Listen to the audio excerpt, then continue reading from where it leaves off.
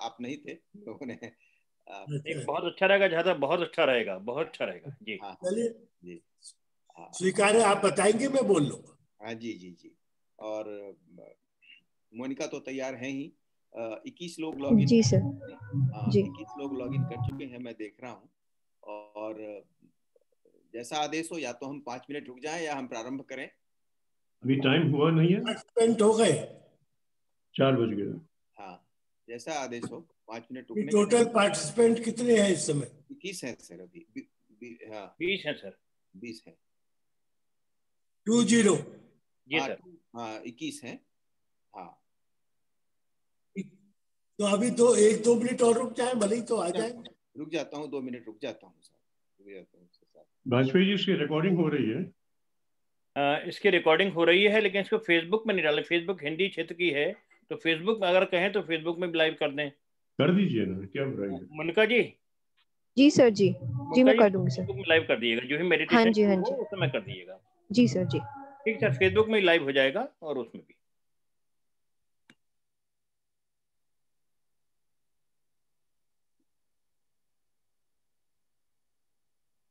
दानी साहब को नमस्कार।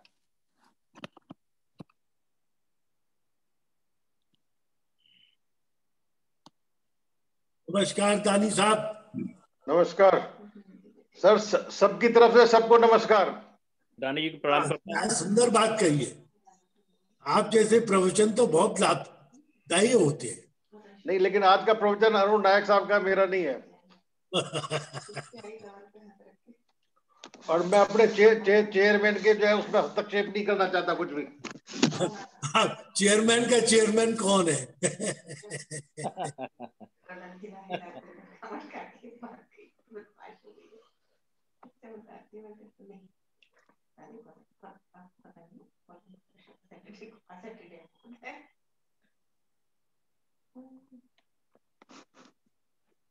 करो, शुरू करो। 22-24 लोग हो गए और करना क्या है। चलिए ठीक है सर, प्रारंभ करता हूँ।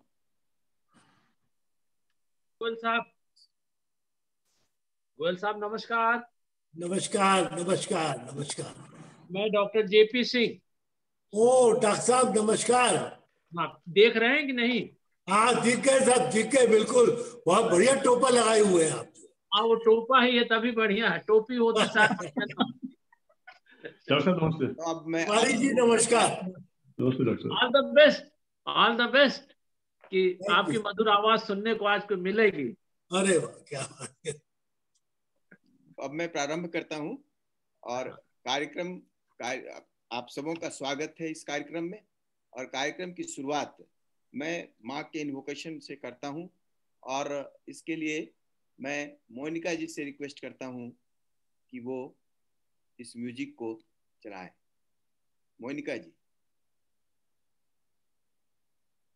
जी सर।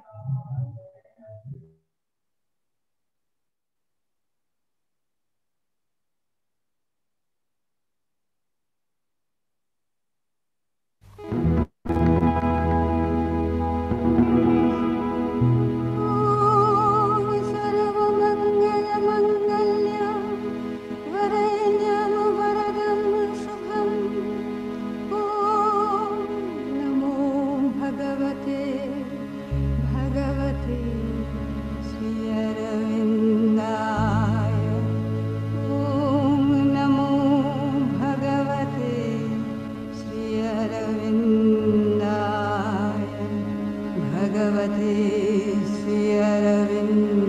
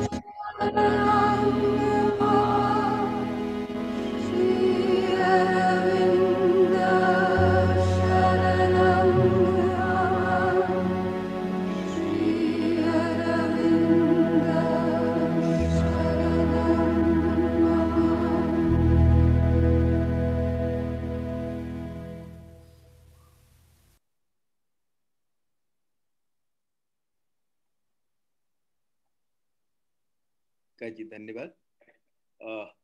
मैं आप सभी मेंबर्स को एक बार पुनः नमन करता हूं और आपको इस प्रोग्राम में स्वागत करता हूं। आज के वार्ताकार हैं श्री अरुण नायक। श्री अरुण नायक एक काफ़ी परिचित नाम है। श्री अरुण नायक जैसा कि आप जानते ही हैं चेयरमैन हैं नोएडा ब्रांच के, एज वेल एज ये सैफिम के डायरेक्टर भी हैं और यूथ का भी कार्यक्रम में इनका बहुत बड़ा योगदान रहता है। इनकी वार्ता तो 2 जनवरी को ही होनी थी, लेकिन संयोगवश तबीयत ठीक न थी और हम इनको सुनने को काफ़ी उत्सुक थे, क्योंकि आज का विषय है कर्म सिद्धांत एवं मानव चेतना का वृद्धि क्रम। ये बहुत ही गूढ़ विषय है और ऐसे भी अपने श्री नायक साहब का जो भी वार्ता होता है उसमें काफ़ी क्वालिटी कंटेंट होता है और काफ़ी अच्छे वक्ता तो हैं ही। तो हम इनको सुनेंगे और हमारा जो कार्यक्रम की रूपरेखा है वो बड़ी छोटी सी है।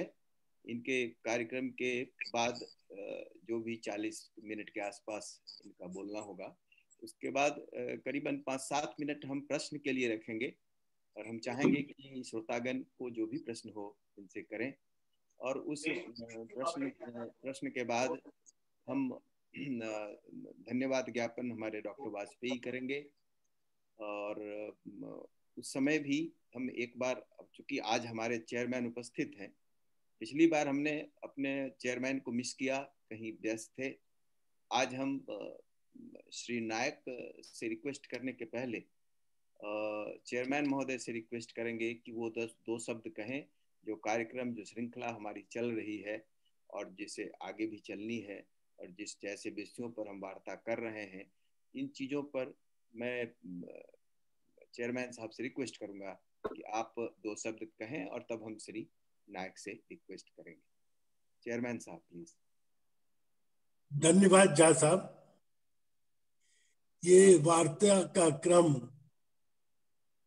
के शुरुआत में मेरी एक हार्दिक इच्छा ये थी कि उत्तर प्रदेश के जो महान साधक और अभी हमारे बीच में है, हम उन सब के आशीर्वाद प्राप्त करें।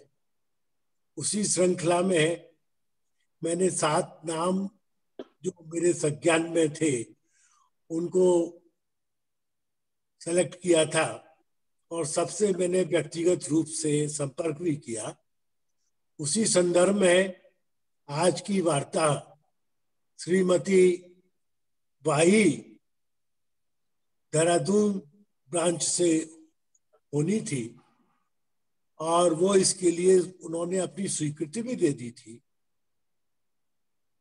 मैं समझा हुआ था कि वो देहरादून ब्रांच की चेयरमैन है, लेकिन चेयरमैन अब वो नहीं है, श्रीमती मधु अंजलि है।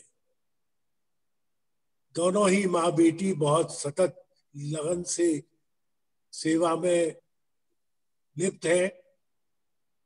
लेकिन मेरे पास पिछले इतवार को भाई जी का टेलीफोन आया, श्रीमती भाई का, गोयल साहब मुझे नींद नहीं आ रही है, मैं बहुत परेशान हूं। मैंने कही कि क्या उसका कारण विष्णु प्रकाश है?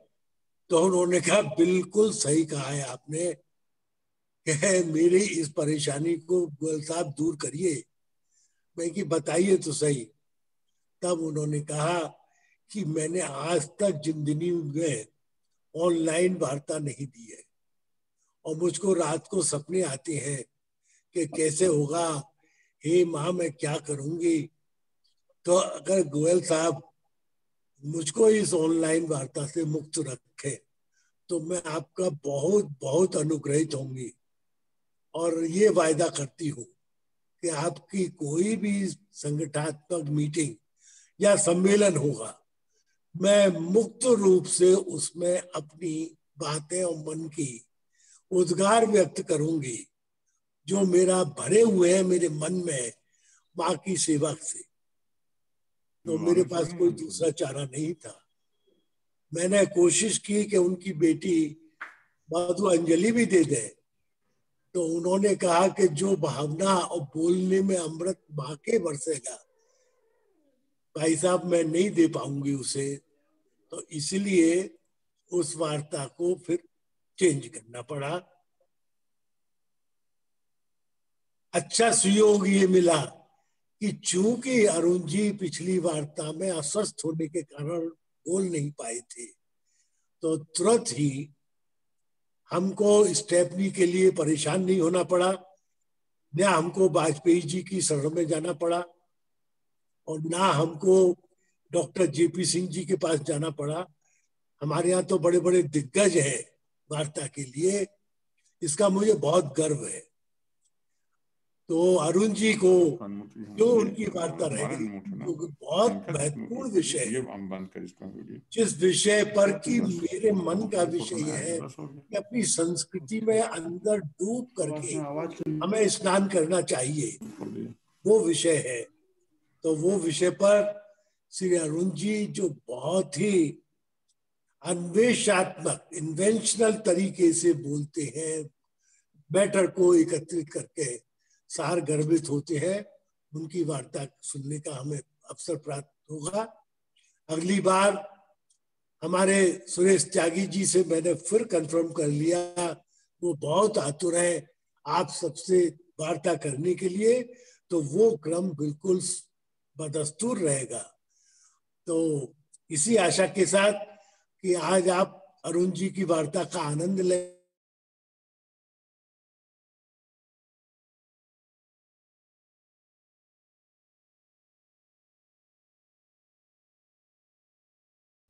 मैं देख पा रहा हूँ कि 37 व्यक्ति अभी हैं, 37 मेंबर्स हैं। मेरा आग्रह जैसा हमने पिछली बार किया था कि जब अरुण नायक साहब बोल रहे हैं तो आप कृपया म्यूट कर लेंगे ताकि हम अच्छी तरह उनको सुन पाएं। और दूसरा आग्रह कि आप अपने प्रश्न निश्चित रूप से आप प्रश्न करें और अपने प्रश्न को सुरक्षित रखें उस 10 मिनट के लिए जब उनकी वार्ता समाप्त हो जाती है। लेकिन आपसे आग्रह है कि प्रश्न निश्चित रूप से आप रखें। जो चाहें अपने चैट में भी प्रश्न दे सकते हैं, मैं उन चैट को भी देखूंगा और फिर नायक जी से उस चैट के क्वेश्चंस को भी करूंगा। लेकिन नायक जी की का जो भी वक्तव्य है वो अविरल चले उतनी देर तक, उसमें बाधा ना हो, इसलिए हमने प्रश्न सेशन को थोड़ा बाद में रखा है। आशा है आप सहयोग करेंगे जैसा आपने पिछली बार किया था। अब मैं ये कर्म सिद्धांत एवं मानव चेतना का वृद्धि कर्म, इतने अच्छे विषय पर हम अब श्री नायक को सुनेंगे। और नायक साहब आपसे आग्रह है कि अब आप प्रारंभ करें। नायक साहब सुन पा रहे हैं?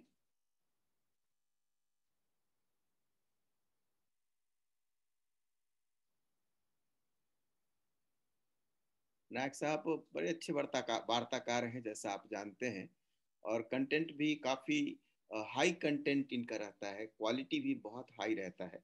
और आप हमेशा कई जगहों में, जैसे दिल्ली नगर में होते हुए कई बड़े बड़े जो गवर्नमेंट अंडरटेकिंग्स हैं वहाँ भी नायक साहब इनवाइट किए जाते हैं और बोलते हैं। मैं देख पा रहा हूँ नायक साहब आ गए हैं अभी, और अब नायक साहब तैयार होंगे वार्ता प्रारंभ करने के लिए। नायक साहब से रिक्वेस्ट है कि अब वे प्रारंभ करें। नायक साहब प्लीज। श्री गुरु चरण कमलेभ्यो नमः, श्री मातृ चरण कमलेभ्यो नमः। सर्वेभ्यो देवेभ्यो नमः, सर्वेभ्यो जनेभ्यो नमः। आप सभी को मेरा वंदन, आप सभी को मेरा चरण स्पर्श, आप सभी को मेरा नमस्कार। आज की वार्ता का विषय दो विभिन्न क्षेत्रों के समन्वय की बात को लेकर है। हम चेतना की बात करते हैं, हम साधना की बात करते हैं, हम योग की बात करते हैं, और एक और हम कर्म की बात करते हैं। तो क्या कर्म का चेतना के स्तर से कोई संबंध है? ये एक समझने की बात है। मेरा इस विषय में ये प्रतिपादन है कि हमारे कर्म से हमारी चेतना के स्तर में एक चेतना के स्तर का एक डायरेक्ट कनेक्शन और एक डायरेक्ट लिंक है, और ये मैं इसीलिए एस्टेब्लिश करने की कोशिश कर रहा हूँ।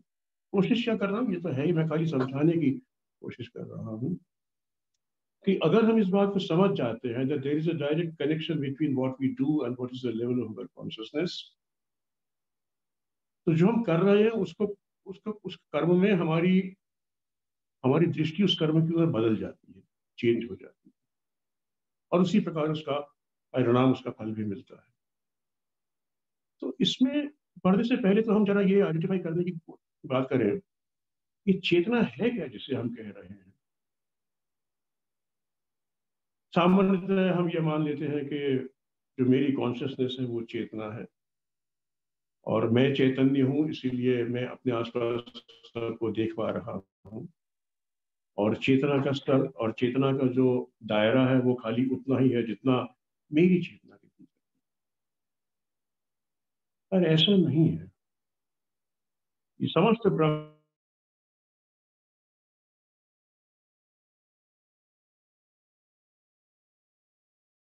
ब्रह्मांड चेतना में है। समस्त दुनिया जो असीम ब्रह्मांड है, और ब्रह्मांड से बड़ा तो इस विश्व में कुछ है नहीं। ये समस्त चेतना में, ये चेतना ही है। ये ब्रह्मांड चेतना का मूर्त स्वरूप है।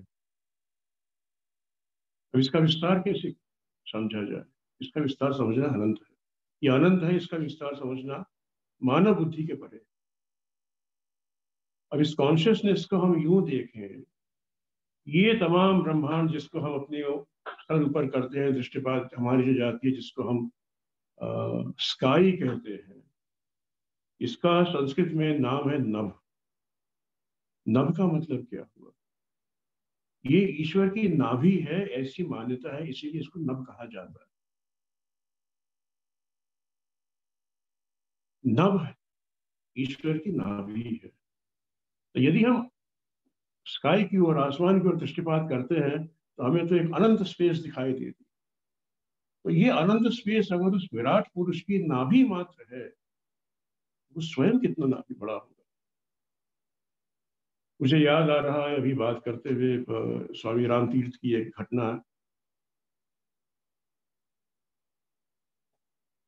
स्वामी राम तीर्थ कहीं बाजार में जा रहे थे। आई एम श्योर ये स्वामी राम तीर्थ की बात है, अगर मुझसे गलती हो तो प्लीज करेक्ट मी। उन्होंने रास्ते में एक वेश्या को देखा, बहुत ही खूबसूरत वेश्या थी। And he started to look at her. उस वेश्या ने कहा, आप तो सन्यासी हैं, आप मुझ पर देख के आप मुझ पर आसक्त क्यों हो रहे हैं? इसे मैं तुमको देख के तुम पे आसक्त नहीं हो रहा हूँ, मैं तो तुमको देख के ये सोच रहा हूँ कि जिसने तुमको बनाया इतना सुंदर, वो स्वयं कितना सुंदर हो। ये भाव है। तो ये यहां पर मैं इसीलिए बात कह रहा हूं कि जिसकी नाभि इतनी बड़ी है, उस विराट के बारे में वेद में कहते हैं त्रिपादूर्ध्वम। ये वो विराट है जिसके 4 पैर हैं, एक पैर नीचे है, त्रिपादूर्ध्वम, 3 पैर ऊपर है। thereby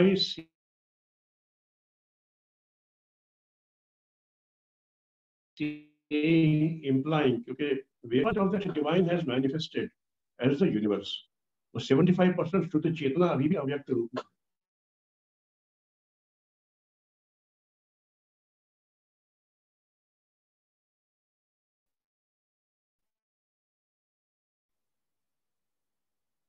I don't remember that line exactly ad verbatim. ये समस्त जगत जो है ये चेतना का जगत, इसको मैं एस्टैब्लिश करता हूँ। अगर कोई स्थान अनंत है तो हमसे कोई पूछे कि उसका केंद्र कहाँ है, और ये मैं बात केवल इसीलिए कह रहा हूँ ताकि हम ये समझें कि ये जो चेतना, जो हमारे विषय की आज एक मुख्य बात है, उस चेतना का विस्तार कितना है। शास्त्रों में एक वर्णन है एक पर्वत का जिसे कहते हैं मेरु पर्वत। मेरु मतलब सेंटर। वो मेरु पर्वत जो है, it is supposed to be the centre of the earth. Some people say that it is the centre of the universe. तो मेरु का मतलब ये हुआ कि that which is the centre of the universe. अब आप ये देखें, जब आप ध्यान में बैठते हैं और आपकी रीढ़ की हड्डी जो है वो सीधी खड़ी होती है, उसको हम क्या कहते हैं? मेरुदंड। मेरुदंड का मतलब क्या हुआ? जब आप बैठे ध्यान में, जब आप बैठे साधना में, तो आपकी जो पीठ जो है, आपकी जो बैकबोन है, it becomes the centre of the universe.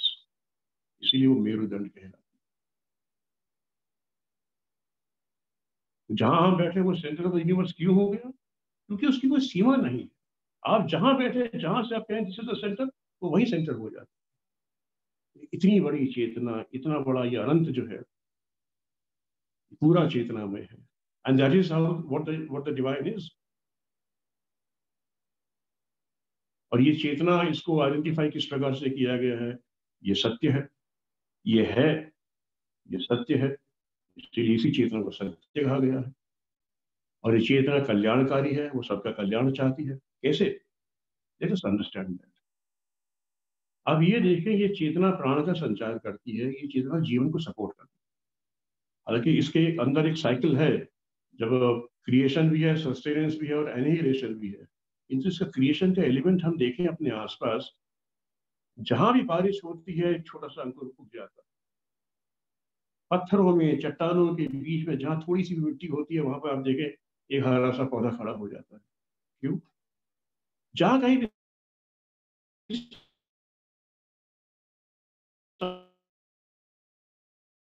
संभावना है जीवन की, चेतना ये शिव है, सबका कल्याण करना।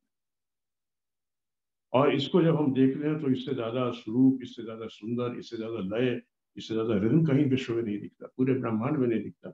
इसलिए ये सुंदर है। यही चेतना है जिसको हमने सत्यम, शिवम और सुंदरम कहा। Having established this, अब हम ये देखें कि हम जब हम कहते हैं योग, योग का अर्थ क्या? योग का अर्थ हम कहते हैं यूनियन, एक हो जाना। किससे एक हो जाना? उस चेतना से सायुज्य, उस चेतना से हमारा यूनियन, ये योग है। तो उस चेतना से योग होने का अर्थ ये हुआ कि चेतनामय हो जाना, become one with that divine. In fact it means to become the divine.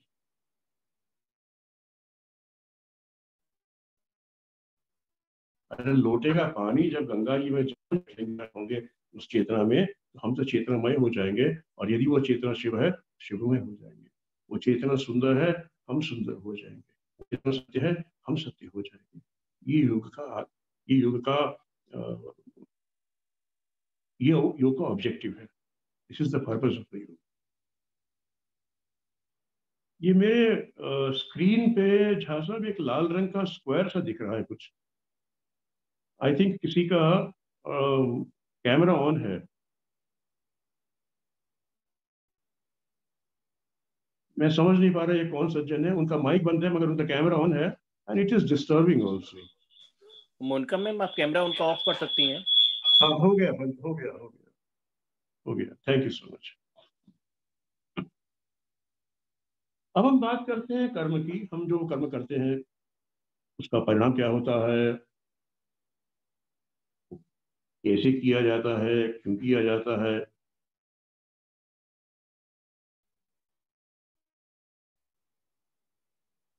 जो है, जिसमें ईसाई है, जिसमें इस्लाम है, जिसमें और जितने भी रिलीजन हैं जो मिडिल ईस्ट के हैं, वो पुनर्जन्म में विश्वास नहीं करते और इसीलिए वो कर्म के फल में विश्वास नहीं करते। किंतु जो सनातन संस्कृति है, सनातन संस्कृति ने ये माना है कि पुनर्जन्म होता है, बार बार होता है, बार बार होता है। क्यों? Because there is an essential in the level of consciousness.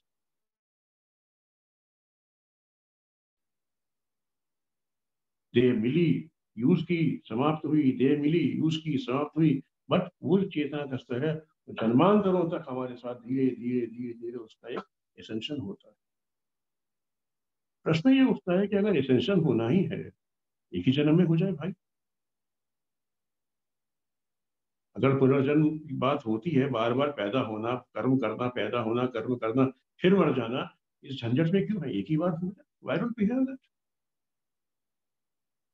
फिर ये लीला में की लीला है, लीला में का ये सिद्धांत है। वो चेतना आपके भीतर जितनी चेतना रिएक्शन है वो ये है, आपकी चेतना का स्तर उतना ही ऊपर जाता जाएगा जिस प्रकार आप कर्म करेंगे।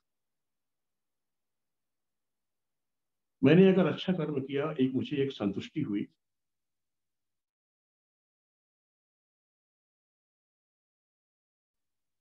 तो मेरी चेतना। ये भी हम जानते हैं कि अगर कोई आदमी बुरा कर्म करता है तो उसकी नींद उड़ जाती है, परेशान होता है। उसके भीतर का विराट, उसके भीतर का चैत्य पुरुष उसको आराम से बैठने नहीं देता। वो जानता है कि सत्य क्या है। अब ये क्यों हो रहा है?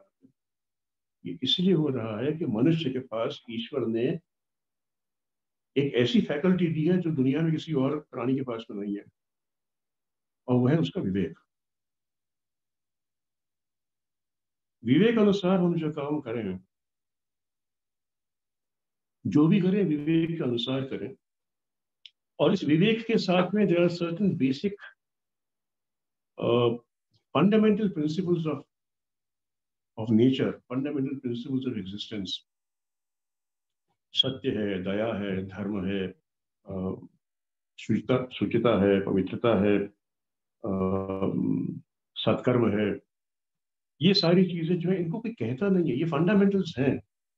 इनकी व्याख्या भले हम कर लें, इनको हम निगेट नहीं कर सकते।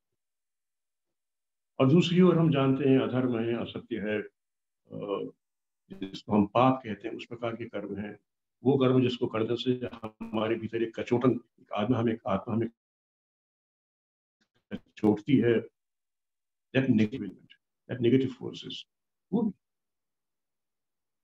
धर्म का मतलब, मैं रिलीजन की बात नहीं है, हम लोग सब जानते हैं इस बात पर, धारयते इति धर्म, जो धारण करने योग्य है वो धर्म है, या जो धर्म जो हमें धारण करता है वो धर्म। इस प्रबुद्ध मंच में सभी जानते हैं कि धर्म का अर्थ रिलीजन नहीं है, धर्म का अर्थ यहाँ स्पिरिचुअलिटी और उससे भी ऊपर उठ के है।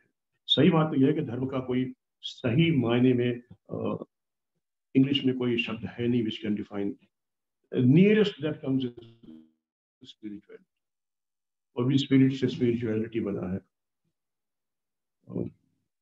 उनकी भाषा में जो कमियां हैं वो हैं, you are not discussing that.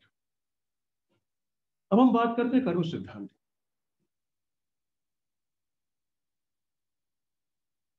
Gita जो समस्त उपनिषदों का सार है, उसने बड़ी स्पष्ट रूप से इस बात को प्रतिपादित किया है कि हम जो कर्म करते हैं उसका फल हमको ईश्वर देते हैं। अच्छा, कुछ भी करें मिलेगा वही जो हमको मिलना चाहिए। पहले भी कई बार इस बारे में चर्चा हुई और मैंने कहा है कि जो एक किसी समय एक फिल्म में गाना आया था, कर्म किए जा फल की इच्छा मत करे इंसान, यह है गीता का ज्ञान। गलत है। अगर हम कर्म फल की इच्छा ना करें, कर्म करें क्यों? हम क्यों ना कोशिश करें कि हम अच्छा काम करें ताकि हमारा यश हो। हमें मैं यश पे आपको एक बात बताता हूँ कि जब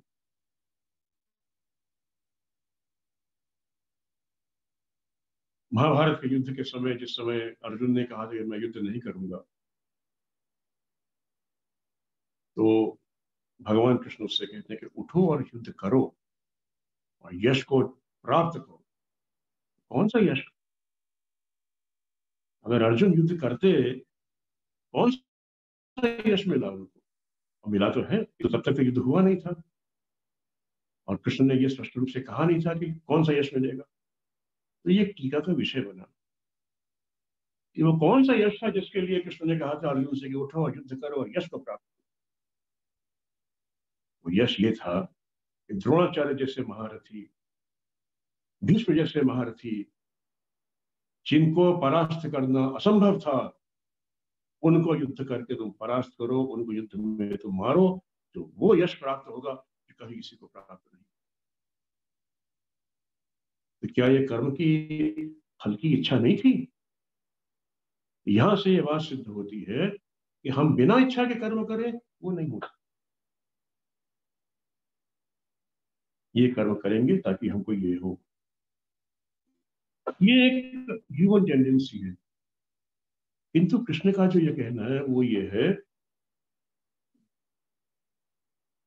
तुम चाहे अच्छा जो मर्जी कर लो, ये सिस्टम तुम्हें वही देगा जो तुम डिजर्व करते हो। कर्मण्येवाधिकारस्ते मां फलेषु कदाचन, फल पर नहीं है तेरा अधिकार, फल तुझे जो मिलेगा तुमको लेना। तो हम ये देखते हैं कि हम जो कर्म करते हैं उसी प्रकार हमारी मति गति होती है। हम अपनी मति के प्रकार अनुसार कर्म करते हैं और उस कर्म के हिसाब से हमारी गति आगे होती है। फिर वो मति और गति का एक साइकिल जो है वो रोटेशन में चलता है। और इस कर्म के साथ हमारी चेतना का बड़ा एक संबंध जुड़ा हुआ है, जिसका उद्भव उसमें एक इंक्रीमेंट होगा। किंतु कुछ चीजें समझने की है इसके अंदर। क्या हर कर्म का, क्या प्रत्येक कर्म का एक ही फल मिलता है?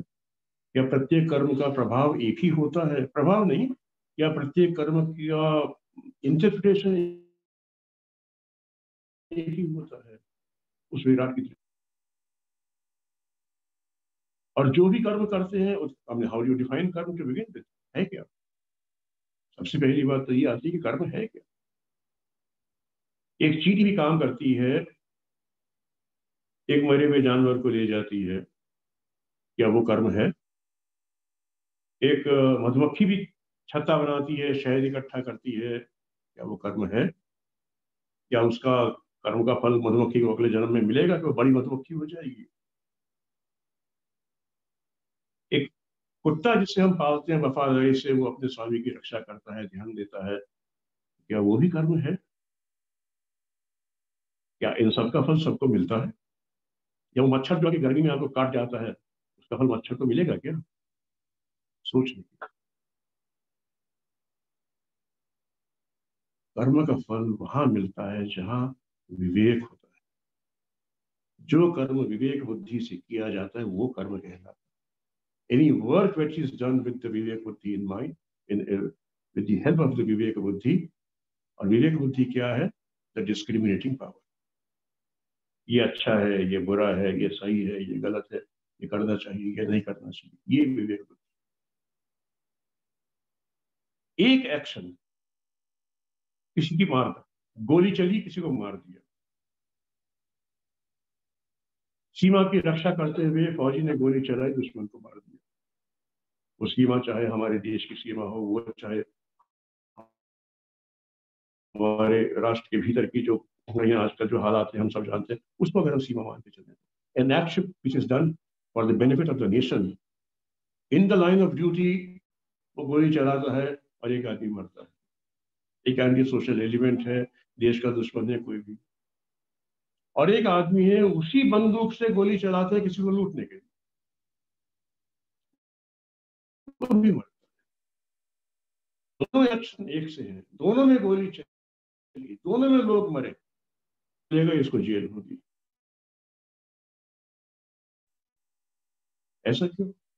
इसको जेल होगी, ये तो हमारा समाज निर्धारित करता है। और ये बहुत संभव है कि हम समाज की आंख में धूल झोंक दें। जिसको जेल होनी चाहिए थी उसने बड़ा वकील करा, भाग गया, पकड़ में नहीं आया, कुछ भी हुआ, बच गया, तो सिस्टम की निगाह से तो नहीं बचेगा ना। वो सुपर कंप्यूटर उसको ठीक कोठी में वही जगह बैठा के उसको पनिशमेंट देगा जहां तो वो डिजर्व करता है। इसलिए कर्म की परिभाषा समझनी आवश्यक है। कर्म वो जो कुत्ता करे, बिल्ली करे, चिड़िया करे, झिंगुर करे, नहीं। कर्म वो जो विवेक बुद्धि द्वारा, और विवेक किसके पास है? केवल मनुष्य मात्र। तो विवेक कर्म done by a human being while seated in his consciousness। अब वो कॉन्शियसनेस में सीटेड है नहीं है, वो भी उसके विवेक पर निर्भर करता है। कोई आदमी ये नहीं कह सकता कि ये काम मैंने अनजाने में कर दिया था इसलिए मुझे इसकी क्षमा, सिस्टम से मुझे इसकी मैं घड़ी ऑन करके रख लूं। हम कोई भी कर्म करते हैं, कहीं से भी करते हैं, कैसे भी करते हैं, उस कर्म का फल मिलता ही है, और उसी हिसाब से हमारी चेतना के स्तर में वृद्धि होती है। ये सही बात है कि कर्म का फल का किस प्रकार का कर्म हम करेंगे, उसकी ओर हम प्रवृत्ति किस प्रकार से होंगे, उसका काल का उस पर बहुत गहरा प्रभाव पड़ता है। हम जब बात करते हैं 4 युगों की, सतयुग की, त्रेता की, द्वापर की और कलियुग की, मेरा चेयरमैन साहब आपसे एक निवेदन है कि कभी समय मिले तो मुझे एक मौका दें। मैंने कुछ काम किया है इन युगों के आइडेंटिफिकेशन पर और इनके क्रम के, इनके स्पैन के निर्धारण पर। ये जो आजकल बात होती है कि 4,32,000 साल का जो कलयुग है, इसकी वास्तविकता क्या है, कहाँ गलती हुई, कहाँ इसको पकड़ा, उस पर मैंने कुछ काम किया है, और मैं अनुमति, अगर कभी आदेश हो तो मैं उसके बारे में कुछ बात भी कहना चाहूँगा। किंतु उस काम को करते समय, उस रिसर्च को करते समय एक बात बहुत स्पष्ट हुई मुझे, काल का प्रभाव मानस के मन पर बहुत गहरे रूप से पड़ता है। हमारी टेंडेंसीज चेंज होती है, और मैं उस कालखंड की बात भी नहीं कहता, मैं तो केवल ये कहता हूँ कि हम जिस समाज में रहते हैं, उस समाज में रहते हुए हमारे चेतना पर उसका प्रभाव होना शुरू होता है। क्यों कहते हैं? इसलिए सत्संग करना चाहिए। सत्संग मतलब कीर्तन करना, मंजीरा बजा के, ढोल बजा के गाना नहीं है। सत्संग मतलब होता है अच्छे लोगों से बात करना। ये जो श्रृंखला गोयल साहब के आशीर्वाद से आरंभ हुई है, सत्संग है अपने आप में। साहिब की जो टॉक्स हो रही हैं, सत्संग है अपने आप में। जयपुर से जो टॉक्स हो रही हैं सावित्री के ऊपर, सत्संग है अपने आप में। और इसका आप ये देखिए कि क्योंकि टाइम क्लैश कर रहा था और हमारे अनिल वाजपेयी जी को इतना रस आ रहा था उस टॉक में, उन्होंने कहा नहीं, इस टॉक का टाइम चेंज कर दीजिए। क्यों? सत्संग में रस आता है, अच्छे लोगों की बात सुनते तो रस आता है, एक तृप्ति मिलती है, एक मानस स्नान हो जाता है। वो सत्संग, सत्संग तभी होगा अच्छे लोगों का साथ होगा। और अच्छे लोग गंदी जगह नहीं रहते। अच्छे लोग जहाँ रहते हैं वहां अपने जैसा परिवेश, अपना जैसा माहौल बना देते हैं। एक वो कथा है कि एक गुरु अपने शिष्य के साथ कहीं जा रहे थे, तो उनको एक गांव मिला। उस गांव में उन लोगों को बड़ा अनादर की दृष्टि से देखा गया। उनको सत्कार जो होना चाहिए एक सन्यासी, वो नहीं हुआ। किंतु जाते समय सन्यासी ने उनको आशीर्वाद दिया,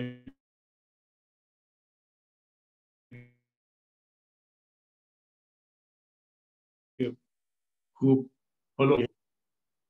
और उसके बाद अगले गांव में जब गए तो उस गांव में उन लोगों को खूब सत्कार किया गया। शाम को लोग उनके पास मिलने आए, सत्संग किया, चर्चा हुई, ज्ञान चर्चा हुई।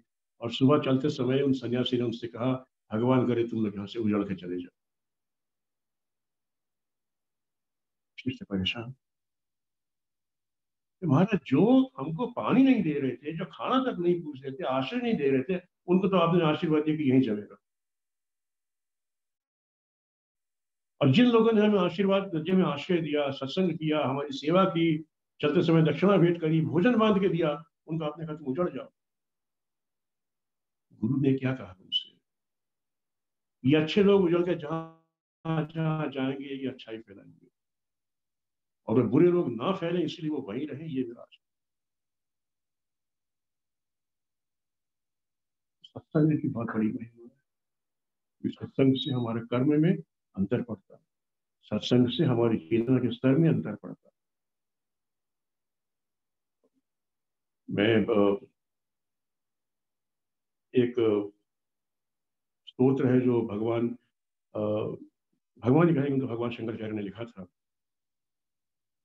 जिसको मैं क्वालिफाई करा, उससे मैं क्वालिफाई करता हूँ कि कर्म किस प्रकार से तो होता है, कहाँ कहाँ से कैसे कैसे। एक बात तो ये है कि कर्म क्या होता है, कर्म वो होता है जो मनुष्य अपने विवेक बुद्धि से सींच, अपने विवेक बुद्धि को प्रयोग में लेते हुए करता है।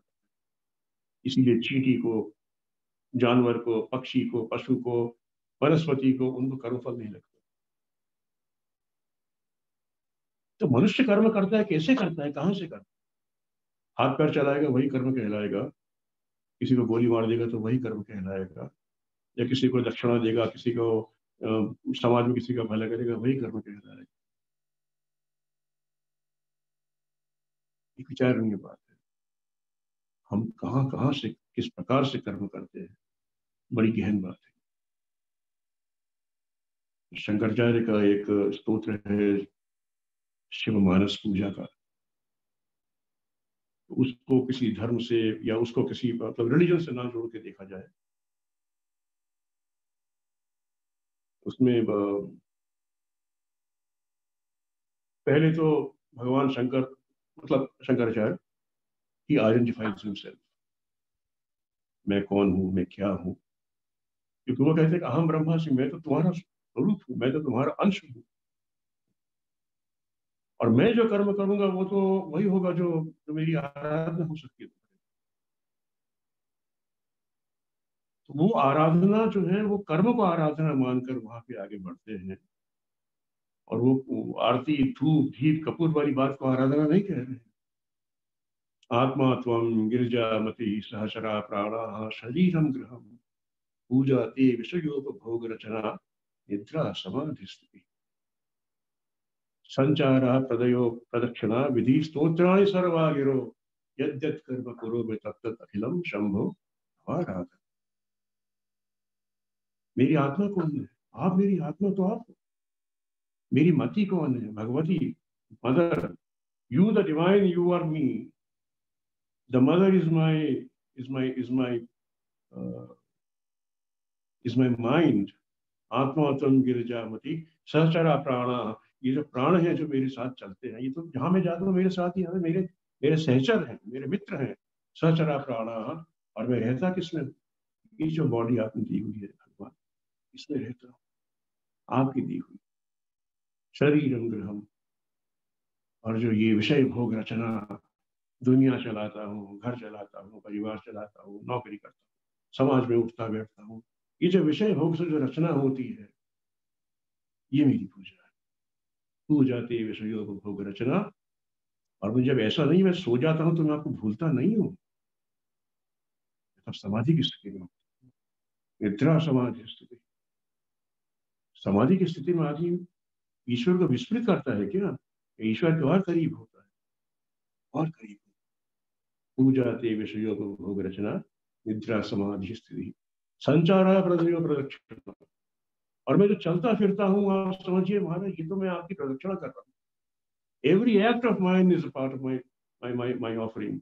संचाराय प्रदयो प्रदक्षिणा सर्वाणि स्तोत्राणि गिरो। जो मैं बोलता हूँ ये तो स्तोत्र है। आप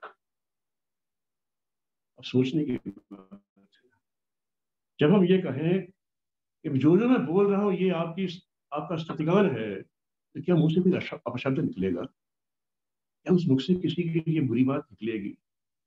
क्या उस मुख से किसी के लिए कोई अभद्र बात या श्राप निकलेगा? प्रश्न नहीं। ऐसी मानसिक स्थिति में जब व्यक्ति रहेगा तो उसकी चेतना का स्तर क्या होगा, ये हम सोच सकते हैं।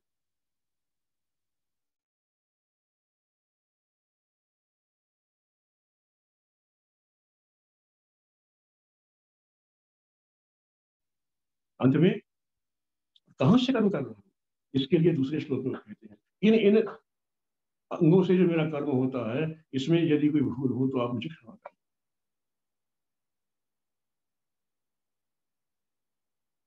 करचरण कृतम वा कायजं कर्मजं वा श्रवणं नयनजं वा मानसं वा पराधं विहितम् अविहितं वा सर्वमेतत् क्षमस्व। जय जय करुणाब्धे श्री महादेव शंभो। कर चरण कृतम वा, मेरे कर से, मेरे चरण से मेरी वाणी से, कायजम कर्मजम वा, मेरे शरीर से ये जो कर्म है, श्रवणम नयनजम वा, मेरे सुनने से, मेरे देखने से, श्रवणम नयनजम वा, करचरण कृतम वा, कायजम कर्मजम वा, श्रवणम नयनजम वा, मानसम वा पराध, या मेरे मानस से, मेरे मन से, मैं मन से भी किसी को कुछ कह दूं, मेरे मन से भी कोई विकार उत्पन्न हो, वो भी कर, मानसम वा पराध, विहितम अविहितम वा सर्वमेतत् क्षमस्व, ये सब हो जाए तो मुझे क्षमा करना। कहने का मतलब क्या, कर्मकारी वो नहीं है जो हमने एक्शन किया, फिजिकली जो दिखाई देता है कर्म, वो भी जो होता है वो भी है जो हम कर्म मानसिक रूप से करते हैं। हम सामने बैठ के भले किसी को तारीफ करें, उसकी हम खूब प्रशंसा करें, किंतु अंदर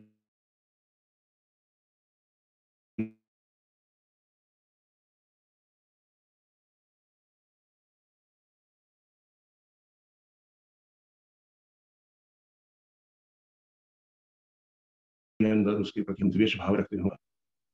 तो ये हमारी जितनी भी इंद्रियां हैं, चाहे हम कर्मेंद्रियों से कर्म करें या हम अपनी ज्ञानेंद्रियों से कर्म करें, कर्म तो करें। इसीलिए अगर हमको अपने जीवन में एक उत्थान की ओर जाना है, if we are willing to bring a change, if we want to bring a change in our consciousness, what we need to do is every action.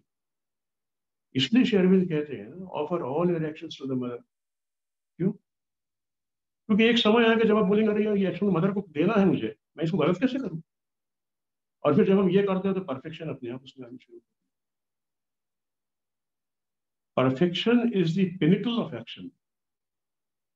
Perfection एक बाय प्रोडक्ट नहीं है, परफेक्शन एक लक्ष्य है। कैसे काम करूं? परफेक्शन। हमारे गुप्ता जी जो ब्रांच में थे पहले, वो कहा करते थे, सर परफेक्शन की कोशिश करता हूं। What a beautiful expression. और वो जर्नल की पुस्तकों में हमें मिलता है ये perfection. So when we are doing an act seated in our consciousness, aiming at perfection, and ultimately with the object of offering it to the divine, उस प्रकार के कर्म जब हम करेंगे तो चेतना का वृद्धि क्रम तो होगा। क्यों? क्योंकि वो जो परम चेतना है, उस परम चेतना के साथ इस चेतना का तादात्म्य होता है। And that divine, remember always, that divine remembers to reward us. उसके लोग कहते हैं देरी है, अंधेरी है, नहीं है, ये नहीं है। अरे ना देरी है ना अंधेरी है, वो अपना सिस्टम से काम करता है।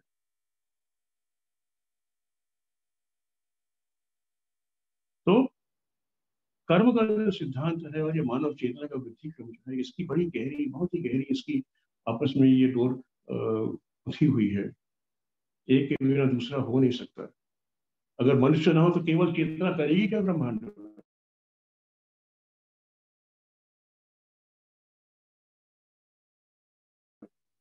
इसलिए तो ये ईश्वर की गिफ्ट।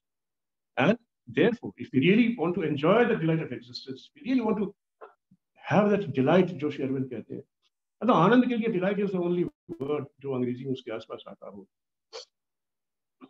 आनंद का तो कोई ऑपोजिट शब्द ही नहीं है किसी भी भाषा में।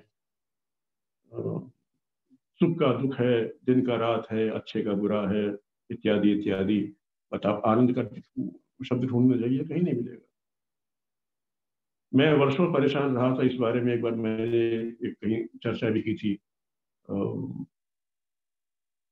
जब देवी से लोगों ने कहा कि आप हैं कौन, उनका सबसे पहले कहना था हम आनंद अनानंदो, I am ananda and the actions of ananda, हम विज्ञान विज्ञानी, हम ब्रह्मा ब्रह्मणि, हम इत्यादि।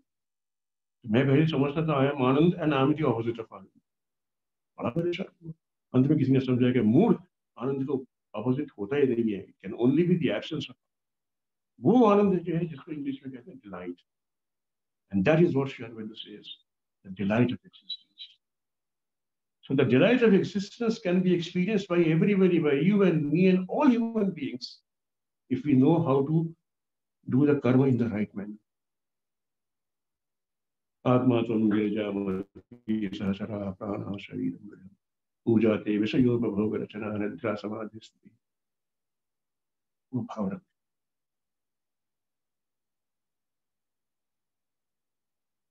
ये एक छोटी सी बात थी, ये तो बहुत बड़ा विषय है, इसको जितनी चर्चा की जाए उतना कम, किंतु इसको मैं अब यहीं पे विराम देना चाहूँगा क्योंकि समय की मर्यादा है और हमारे पास में कुछ समय है। तो झा साहब, अगर लोग कोई प्रश्न करना चाहें तो मेरी कोशिश होगी कि मैं उसका उत्तर दे सकूं।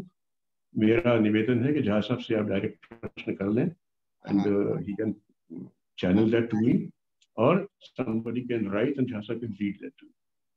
नायक साहब बहुत बहुत धन्यवाद। आपने बहुत ही अच्छी वार्ता कही और ये बड़ी खासियत है कि आप जब कहते हैं, वार्ता करते हैं, तो केवल आपकी वाणी ही नहीं, आपका हृदय भी बोलता है, आपके भाव भी बोलते हैं। और इतने अच्छे हार्दिक वार्ता के लिए मैं आपको हार्दिक धन्यवाद देता हूँ। अब बारी है आप श्रोतागण की। मैं देख पा रहा हूँ कि करीब 40 श्रोतागण अभी हैं जिन्होंने ये वार्ता सुनी और इन्होंने बड़े ही गहरे विषय पे वार्ता की है। कर्म एवं चेतना का क्या संबंध है, चेतना क्या है, कर्म और पुनर्जन्म कैसे है, चेतना का उच्चतम स्तर कैसे होता जाता है उच्च कर्म से, कर्म क्या है विवेक के साथ, उसका क्या संबंध है, सत्संग से कर्म की गुणवत्ता कैसे बढ़ती जाती है। काफी ये गूढ़ बातें उन्होंने कही है।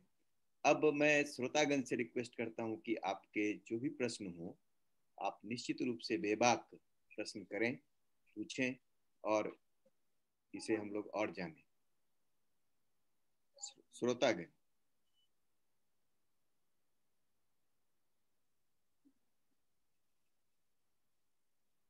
हाँ डॉक्टर साहब प्लीज। मैं कुछ कहूँ? डॉक्टर साहब प्लीज कहिए, जरूर जरूर कहिए, स्वागत है, कहिए। नहीं, मेरा प्रश्न नहीं है बल्कि कॉम्प्लीमेंट है नायक साहब को। जी हाँ जी। कि जो कर्म की बात कही, सबके लिए मैं कह रहा हूँ, अपने लिए भी कह रहा हूँ कि एक्चुअली कर्म और क्रिया दो शब्द वेदांत में आते हैं। मैं एम आई ऑडिबल?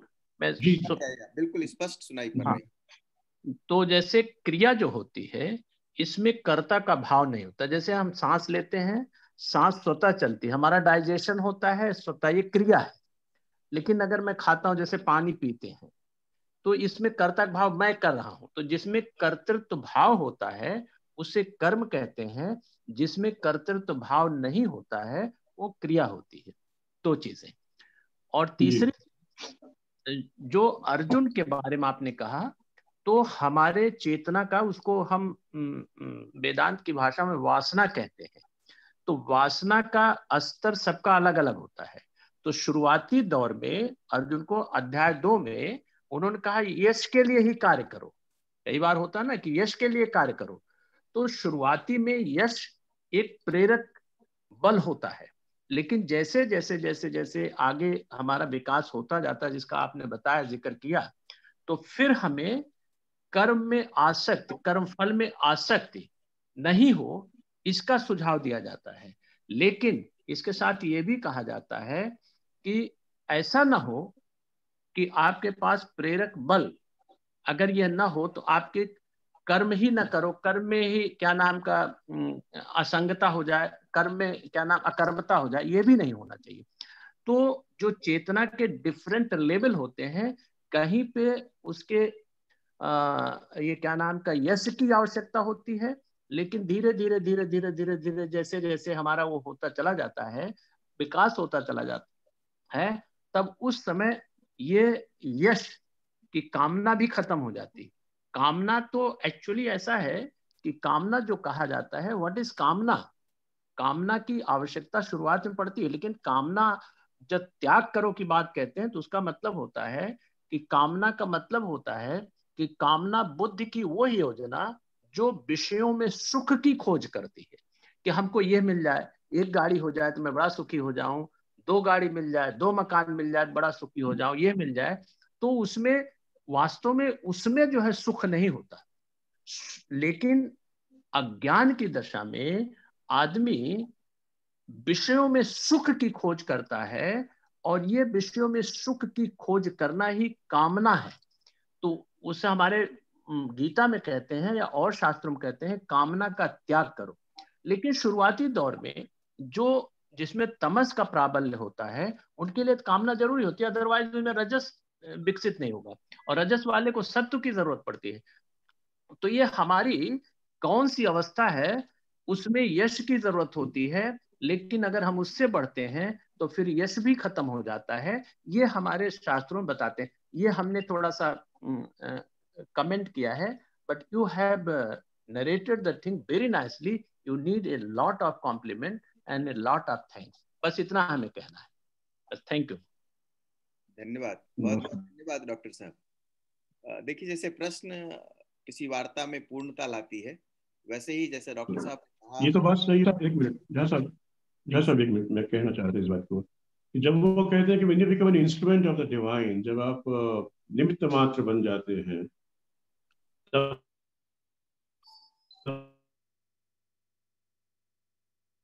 तो शामिल नहीं किया था, क्योंकि डॉक्टर साहब ने उसको इशारा किया, तो थोड़ा सा मैं इसको इंक्लूड कर देना चाहूंगा।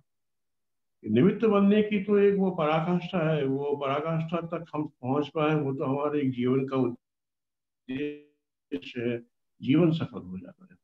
और तब तो ये जितने भी सिद्धांत हैं, ये सारे सिद्धांत नीचे कहीं रह जाते हैं, तो वो तो गगन में उड़ चलने वाली बात हो जाती है, पक्षी की। जी जा सकते। हाँ, बहुत बढ़िया। सारी समस्या तो मैं की है केवल। हाँ, फिर से अगर मैं निकल गया तो ये जो है, ये जो भाव की बात कर रहे हो कि कौन कर रहा है, इसके बीच में केवल एक मैं शब्द है और तो कुछ है ही नहीं। जी नहीं, अहम और मम का अंतर हो जाता है। ये तो ये मेरा है और ये मैं हूँ, किंतु उस मैं के साथ जब अहंकार जुड़ता है, जब उस मैं के साथ में हमारी वासनाएं जुड़ जाती हैं, उस मैं के साथ में जब डिजायर्स जुड़ जाती है, वो वाला मैं तो परेशान करने वाला होता है मैं। किंतु वो मैं को हम मना भी नहीं कर सकते, जो ये बात प्रतिपादित करता है कि मैं कौन हूँ, मैं ब्रह्म हूँ, मैं ब्रह्म का अंश हूँ, मैं ईश्वर का अंश हूँ, वो भी तो एक मैं है। वो विराट का मैं है, वो क्षुद्र का मैं है। क्षुद्र का जो मैं है वो तंग करने वाला होता है। बिल्कुल सही कहा आपने, मैं की प्रॉब्लम तो सही मैं की ही है। सर मेरा एक प्रश्न करें, वाजपेयी साहब प्रश्न है मेरा। हाँ,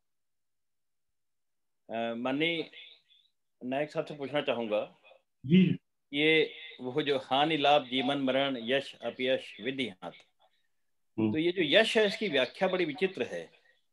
क्या ये देश काल में बटा हुआ है? मान लीजिए एक आतंकवादी ने कोई हत्या की, वो यश उसको एक स्थान पे यश मिल रहा है आतंकवादियों या किसी एक देश में, और दूसरे देश में उसको अपयश मिल रहा है। कर्म एक ही है, लेकिन एक ही कर्म के ऊपर यश और अपयश दोनों के लिए भागी हो रहा है। क्या व्याख्या है इसकी? क्या बात है डॉक्टर साहब, क्या बढ़िया प्रश्न किया आपने। वो अभिनंदन जो हमारा पायलट पाकिस्तान में जा गिरा था, उसको वहां क्या मिला और उसको यहाँ क्या मिला, वो वाली बात है। ये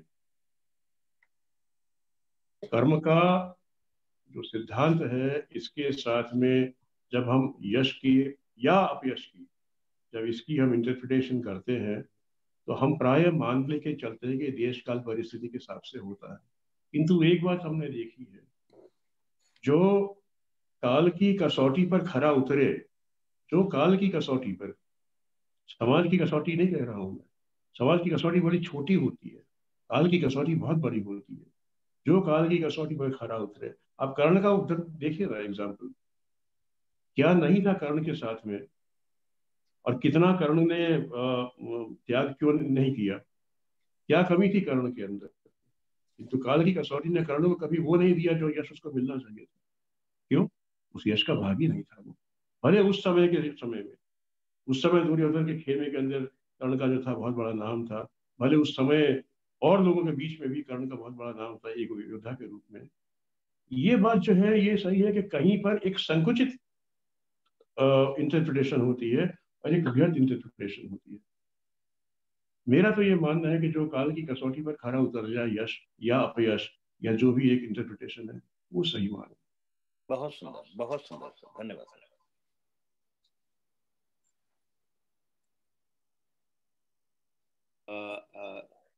रेडमी नोट 9 से एक क्वेश्चन है sir. I have a question, thanks. Redmi note 9 आप अपने को अनम्यूट करें और पूछें। नाम नहीं है इसलिए मैं रेडमी नोट कह रहा हूँ। रेडमी नोट 9 प्रो मैक्स आपने लिखा है कि आई हैव ए क्वेश्चन, आप पूछें। Good evening Arun ji.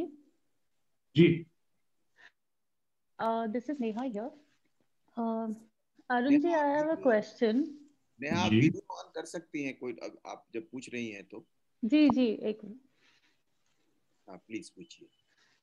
Arun ji, I have a question. हमें कहा जाता है, we are always taught to do good karma, we are taught the philosophy of being good, doing good and having good also. It's like a vicious circle. We have always been taught this philosophy since childhood. I have a question here, that I have an example rather through which I would like to supplement my question. There is this movie that I saw long ago called Neerja. In that, this air hostess displays her courage and bravery, tries to save a lot of people. It was indeed a great act of courage. It was her karma. She helped so many people. What saddens me most is, why is the ending so sad and tragic? People also, despite doing a good karma, her life is gone. I want to understand, we may or may not get the fruit in our lifetime, in our birth. Is it not very difficult to hold on to this philosophy throughout our journey? Don't people give up at times? And if we do good karma, why do we get this kind of ending in the end, in the bargain? Right, okay, fine. Next साहब बताएं। जी please. हाँ, ये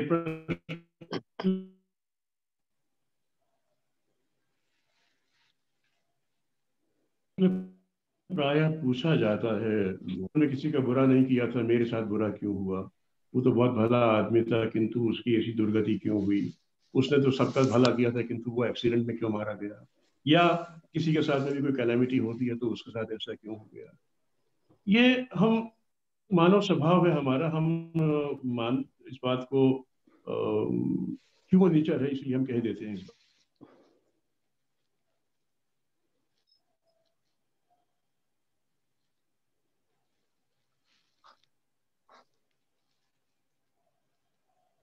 और स्वाभाविक भी कि मेरे मुंह में मिठाई है तो मुझे मीठा लग रहा है। It is not as simple as that. Karma philosophy is not a very easy philosophy to understand. Something which can be explained in half an hour's time? I don't think so. But what happens is, मेरे कर्म के ऊपर आपका अधिकार नहीं है। मेरे कर्म के छोड़ दीजिए, मेरे एक्शन पर भी आपका अधिकार नहीं है, किसी का नहीं है। I cannot control the actions done by somebody else. If somebody decides to come and kill me, how can I stop the person? अगर ये जो इंसिडेंट हो रहा था, ये नीरजा वाली जो बात है, उसमें वो है कि at the end of that, whatever happens to her, actions which were beyond her control. There are always actions which are beyond our control. मैं कुछ भी करूं, कितना भी बढ़िया करूं, अभी क्या भरोसा है कि ये छत आके मेरे सर पे गिर जाए? ये लोग बोलेंगे पंडित जी बैठ के तो बड़ा बढ़िया एक प्रवचन दे रहे थे, अच्छी बात कर रहे थे कर्म की, उन्हीं के सर पे छत आके गिरी, वही मर गए। क्या हो गया भाई ऐसा? ये हम में से किसी के साथ भी हो सकता है। बहुत सी चीजें ऐसी हैं इस दुनिया में जिस पर हमारा कंट्रोल है नहीं, किंतु वो हमसे कहीं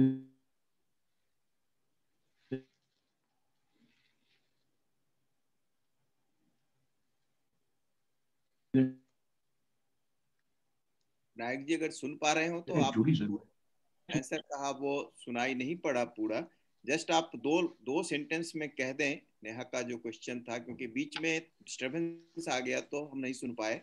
रिक्वेस्ट है, चूंकि अगला क्वेश्चन भी वेट कर रहा है, आप 2 लाइन में जरूर कह दें, बिकॉज नेहा जिसने जो पूछा वो सुन नहीं पाए हम लोग, जस्ट ब्रीफ इतना प्लीज। हाँ, अच्छा, ये इतना आसान, इतना सिंपल, इतना सरल नहीं है कहना कि जो आदमी अच्छा है तो उसके साथ में बुरा क्यों हुआ। किसी के साथ जो कुछ भी होता है वो कहीं ना कहीं उसके प्रारब्ध से, आगे से, पीछे से, कहीं ना कहीं से जुड़ा हुआ अवश्य होता है। और इसको थोड़े ठंडे दिमाग से और बड़ी दृष्टि से देखने की बात है। It is not so simple to say that I am good so why something bad should happen to me. Right sir. एक मिस्टर झा साहब, मैं एक चीज, जस्ट एक सेंटेंस नेहा के सवाल से रिलेटेड मैं एक सुझाव सजेस्ट करना चाहूंगा। बोलिए प्लीज, जरूर बोलिए। कि इस प्रश्न का उत्तर श्री अरविंद ने सावित्री में बहुत अच्छे से दिया है, फेट और कर्म के फल के बारे में। तो उसमें ये होता है कि सावित्री की जो मदर है, उनको नारद से प्रश्न होते हैं और नारद का जो आंसर उसमें दिया गया है, तो नेहा को मैं सजेस्ट करूंगा कि कृपया उसको जरूर वो वाला पार्ट जरूर पढ़ने की कोशिश करें। तो ये सारा प्रश्नोत्तर उसमें है, कर्म, भाग्य और नियति, कि किसी अच्छे व्यक्ति के साथ बुरा क्यों और किस कारण से होता है। और कुछ लाइफ डिवाइन के चैप्टर्स हैं, उनसे प्राप्त होते हैं तो जरूर श्री अरविंद की राइटिंग्स को पढ़ने के बारे में हमें सोचना चाहिए, थोड़ा सा टाइम निकालना चाहिए। कुछ चैप्टर्स उसमें रेफर करेंगे, उसमें इन्हीं प्रश्नों के, अनुत्तरित प्रश्नों के जिनके साधारणतया आंसर नहीं मिलते हैं, बहुत समझाएगा है। अंग्रेजी से भयभीत ना हो, आप 3-4 बार पढ़ेंगे आपको एकदम से बल्ब जल जाएगा कि क्या है ये सारा। Thank you so much. धन्यवाद दुबे जी, धन्यवाद। आप प्लीज उसको कर देंगे, मैसेज दे देंगे कि वो कौन सा ये है, क्लॉज नंबर कौन सा है जहाँ ये प्रश्न की है। Absolutely absolutely, I'll share chat. हाँ नेक्स्ट साहब, मैं अगला प्रश्न लूंगा आपके लिए।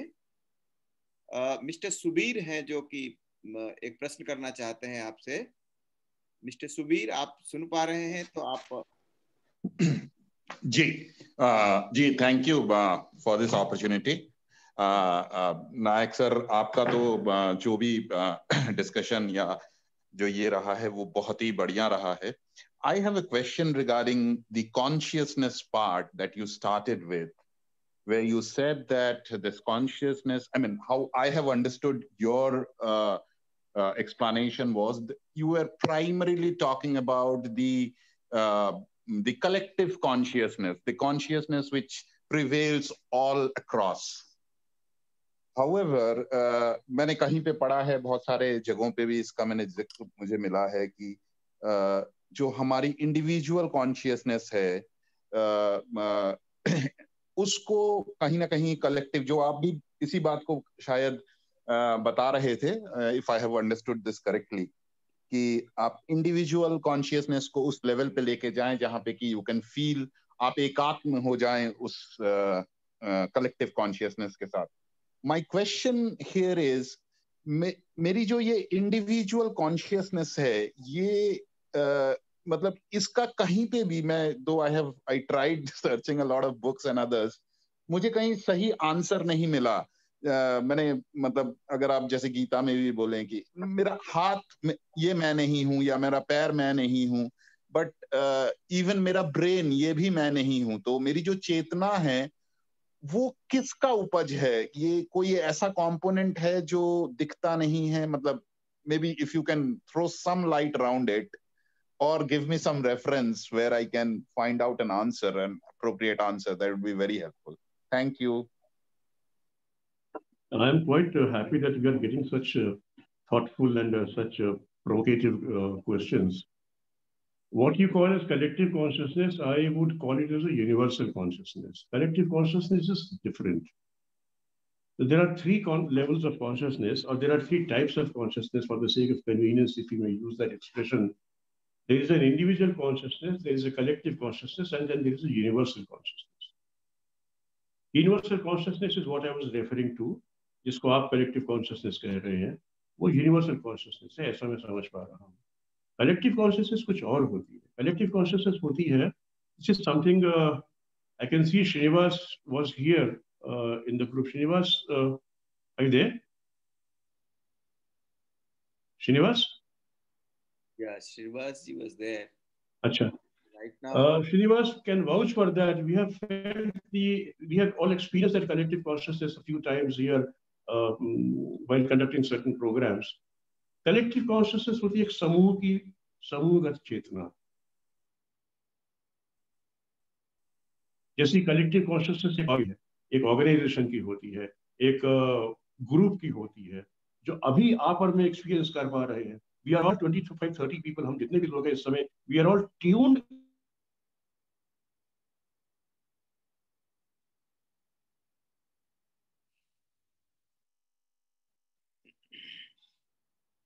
into one particular, जोड़ नहीं पा रहे, उससे कोई फर्क नहीं पड़ता। ये जो मानसिक कनेक्शन है, this is creating that collective consciousness. This is what I mean. This is that one. Individual consciousness होती है जो आप और मैं एक साथ अलग बैठ के बात करते हैं, चलिए हम हैं।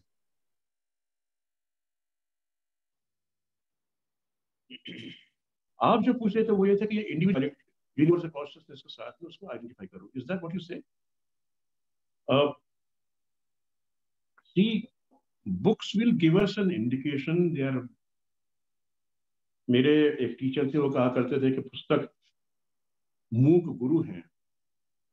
वो बोलती नहीं है क्योंकि हमको सुनना नहीं आता शायद इसकी बात, किंतु जब हम पढ़ना शुरू करते हैं और उसके जब एक लेवल के बाद में एक एक परत दर परत उसके रहस्य जब एक पुस्तक के समझ में आने शुरू होते हैं, तब वो एक्सप्रेस करना शुरू करते हैं। Till then, a book remains a book. What is important here is not only the reading. I would very seriously request you, sir, if you are really interested in doing this, I'm sure you might be doing it also, but nonetheless, let me mention this. Practice makes a man perfect in this field. आध्यात्म का कोई भी field हो, कोई भी क्षेत्र हो, जब तक हम बैठ के ध्यान ना करें, जब तक हम बैठ के मनन ना करें, जब तक हम बैठ के उसका सत्संग भीतर अपने से सत्संग ना करें, तब तक कुछ मिलता नहीं। किसी भी किताब में हम कितना भी ढूंढ लें, कोई सेटिस्फैक्टरी आंसर कहीं मिलेगा नहीं। वो आंसर कब मिलेगा? वो same answer will become a satisfactory answer when the inner being says, yes, I identify with this. And that identification will come only when we are seated in silence, which means when we are seated in a ध्यान की अवस्था। ध्यान regular रूप से जो करते हैं, उनसे अगर हम बात करें तो आप देखेंगे कि उनका उत्तर इस विषय को लेकर कुछ अलग ही होता है। I hope I've answered your question. Yes, sir. I have understood what you are saying. Thank you. Thank you.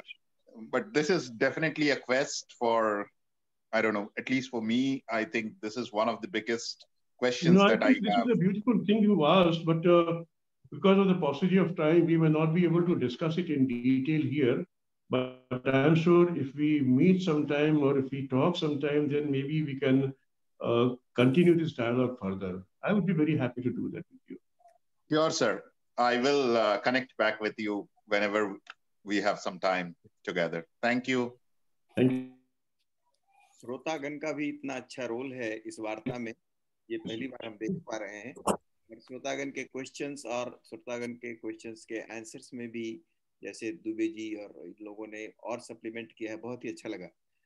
अब चूंकि क्वेश्चन यहाँ मैं नहीं देख पा रहा हूँ, शायद कोई और नहीं है, मैं कोई हैंड रेज्ड भी नहीं देख पा रहा हूँ, तो अब मैं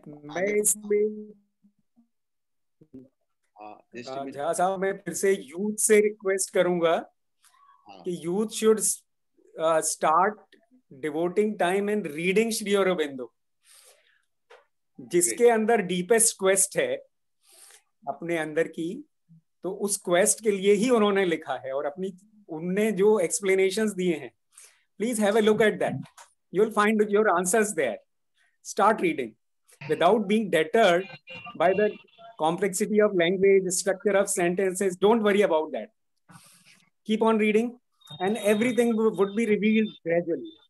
Thank you so much. I completely endorse what Dubeji has said. Completely endorse that. Great. Great. आपने युवा को एक दिशा दी है और निश्चित रूप से वो ऐसा करेंगे। अब मैं कार्यक्रम को आगे बढ़ाते हुए इससे पहले कि मैं डॉक्टर वाजपेयी को धन्यवाद ज्ञापन के लिए बुलाऊं, मैं गोयल साहब से रिक्वेस्ट करता हूं कि आप कंक्लूजन में कुछ कहना चाहेंगे तो गोयल साहब आप 2 शब्द कहें। गोयल साहब आप सुन पा रहे हैं हमको? गोयल साहब आप हैं? आप कहना चाह रहे थे गोयल साहब कि मैं कुछ कहना चाहूंगा, अभी गोयल साहब नहीं दिख पा रहे हैं। क्या वाजपेयी साहब? जी मैं हूं सर, मैं जी ठीक है। गोयल साहब नहीं मिल पा रहे हैं अभी इसमें।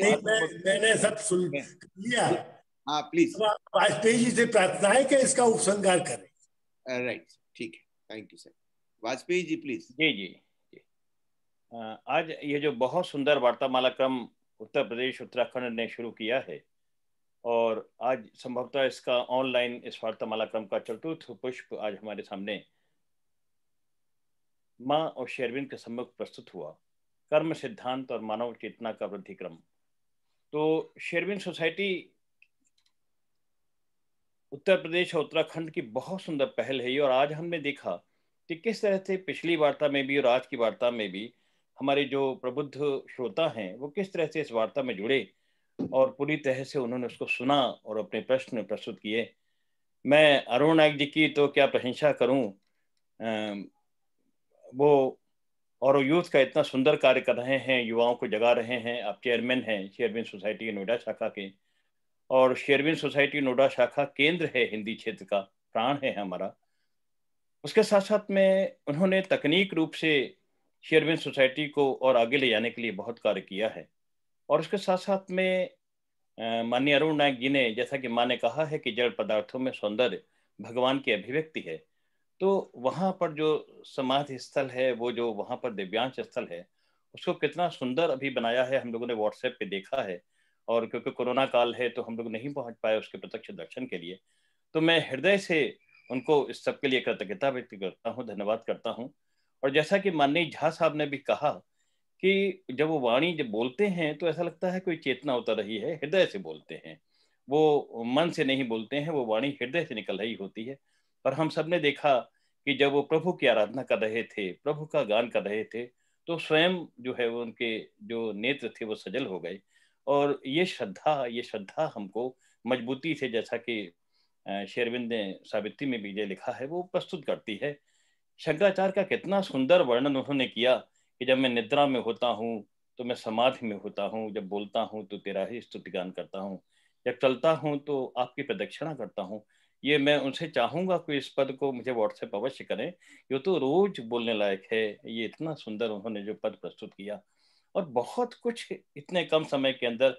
वो विद्वान है, परम विद्वान है, चाहे अंग्रेजी भाषा हो, चाहे संस्कृत भाषा हो, चाहे हिंदी हो, सभी भाषाओं पे समान रूप से उनकी पकड़ है। और तात्विक मीमांसा करते हैं वो, किसी भी विषय की तात्विक मीमांसा वो करते हैं, गहन में जाते हैं और प्रस्तुत लेकिन बड़े सरल तरीके से करते हैं। स्वामी राम तीर्थ का कितना सुंदर उन्होंने उदाहरण प्रस्तुत किया कि जिसने बनाया है वो कितना सुंदर होगा। जब वो नाभि के बारे में उन्होंने बताया कि प्रभु का नभ शब्द ही उस नाभि से निकला है, उस अनंत पुरुष की नाभि वो है। तो इतनी सुंदर वार्ता के लिए ये अनंत चैतन्यमय है। और जो उन्होंने बहुत महत्वपूर्ण, जो माँ ने भी लिखा है कि जहां जहां जीवन की संभावना है वहां चेतना विद्यमान है। बहुत महत्वपूर्ण शब्द, बहुत महत्वपूर्ण वाक्य उन्होंने कहा। और जैसा कि उन्होंने कहा कि जो हमारे कर्म है विवेक से प्रेरित होते हैं, और हमारा विवेक हमारी चेतना से ही अनुप्राणित होता है। बहुत सरल शब्दों में गहन विषय था, उसमें बहुत समय चाहिए था इसकी मीमांसा के लिए, लेकिन उन्होंने इतने कम समय के अंदर इतनी सुंदर व्याख्या प्रस्तुत की। मैं अत्यंत कृतज्ञ हूँ उनका कि हमने इतनी सुंदर वार्ता को सुना। मैं समझता हूँ कि हमारी जितनी भी वार्ताएं हुई हैं उनमें एक से एक सुंदर प्रस्तुति हो रही है। और आज वो स्वस्थ हुए हैं, पिछली वार्ता के समय अस्वस्थ थे और हम सब ही वो अस्वस्थ थे, तो हम सबको ही इस बात का दुख था। आज वो उसी तरह पुनः उसी चैतन्य रूप में हमारे बीच में विद्यमान है। तो मैं उनका हृदय से आभार व्यक्त करता हूँ। माननीय विष्णु गोयल जी का हृदय से आभार व्यक्त करता हूँ कि जिन्होंने प्रेरणा दी इतनी सुंदर वार्तामाला क्रम को शुरू करने के लिए। और जैसा कि माननीय नायक साहब ने बड़ा सुंदर वाक्य कहा कि सत्संग एक मानसिक स्नान है, मानसिक स्नान है। ये हम अगर सत्संग में रहते हैं तो एक मानसिक स्नान कर रहे होते हैं। तो इसका आरंभ, इसकी प्रेरणा हमारे माननीय चेयरमैन साहब ने की है, उनकी मैं हृदय से आभारी हूँ। मैं नोएडा शाखा का, माननीय झा साहब का, जिनके जुड़ने से, जिनके आने से एक नव प्राण संचारित हुए हैं व्यवस्था की दृष्टि से, उनको बहुत आभार व्यक्त करता हूँ। मोनिका हमारी तकनीक सलाहकार हैं, सहायक हैं, उनका हृदय से धन्यवाद कहता हूँ। और उसके साथ साथ में हमारे आज जितने भी श्रोता, प्रबुद्ध श्रोता हैं, मैं उनका हृदय से आभार व्यक्त करता हूँ कि इतनी सुंदर वार्ता में जुड़े। और आग्रह भी करता हूँ कि वे अगली बार अपने साथ में और लोगों को भी लाएं, ताकि अधिक से अधिक माँ श्री अरविंद की चेतना, उनकी वाणी को हम सुन सकें, उनको दिव्य बना सकें, जो जीवन का उद्देश्य है। मैं पुनः हार्दिक आभार व्यक्त करता हूँ माननीय अरुण नायक जी का। बहुत बहुत आभार, बहुत बहुत प्रणाम। माँ के इन्वोकेशन के लिए मोनिका जी से रिक्वेस्ट है। जी सर।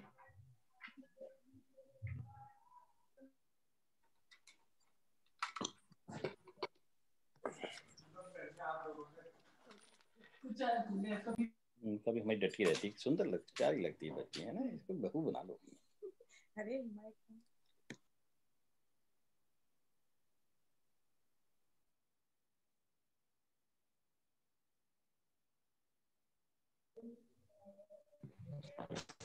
जी सर, मैं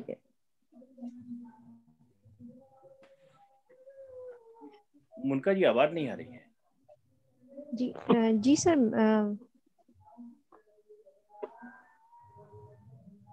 सर मेडिटेशन। जी जी, मेडिटेशन के लिए जी।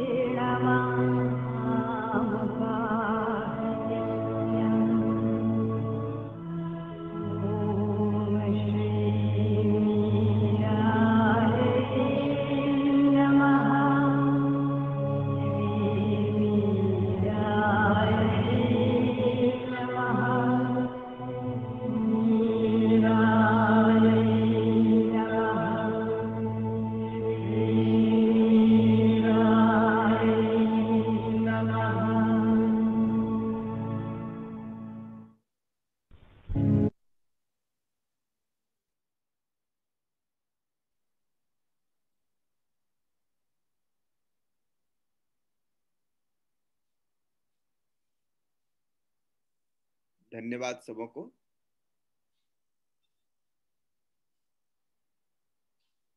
अब कार्यक्रम यहीं समाप्त होता है। सबों को धन्यवाद। धन्यवाद जी, बहुत बहुत धन्यवाद for the greatest session of all the sessions.